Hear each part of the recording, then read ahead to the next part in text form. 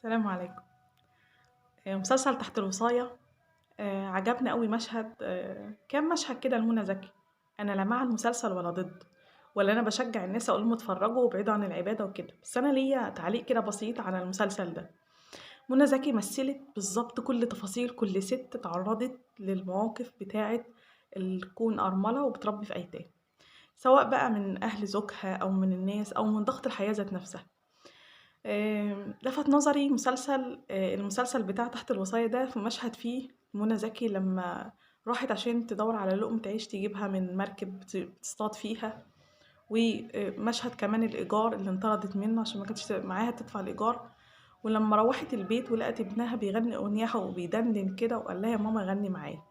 لفت نظري إن هي رغم الضغط اللي كانت هي فيه مطرودة وما فيش مكان تبات فيه، لا شخطت فيه ولا صوّتت في وشه ولا قالت له أنا عايزة أنام في حتة أو مش لاقيين مكان، ما معناش فلوس، ما معناش لقمة عيش. ده حاجة تثبت لكل أم رغم الضغط اللي إحنا فيه، إحنا بنفضّي ضغطنا في ولادنا. أنا ذات نفسي بادرّب نفسي على إن أنا ما اضغطش نفسي، أو الضغط النفسي اللي أنت مضغوط فيه من الشغل وأنتِ بتيجي وتعملي أكل وتفكّري قبل ما تغيّري هدومِك تخشي تعملي أكل لولادِك، وتكوني عايزة تنامي وابنِك يصحّيكِ وطلبات البيت والمدرسة والشغل والزوج وكل ده. فمنى زكي لمست فينا حتّة إن ابنها لمّا اتكلّم معاها في موضوع كلّمته وردِّت عليه كويس. عايزة أقول إن ولادنا مش مفروض يستحملوا الضغط بتاعنا. هي حوّلت المواقف الشديدة اللي المفروض كانت مش ما حدش يقدر يستوعبها ومضغوط فيها زيّنا إحنا كأمهات، لذكرى حلوة ما بينها وبين ولادها. غنّت ورقصت معاه واتنيّلت رغم إن هي مضغوطة نفسيًا، اتكلّمت معاه في موضوع هو عايز يتكلّم فيه، رغم إن هي كانت عندها مشاكل الدنيا زيّنا بالضبط. دي حاجة توصّلنا إن إحنا نحوّل المواقف المضغوطة علينا لذكريات حلوة مع ولادنا.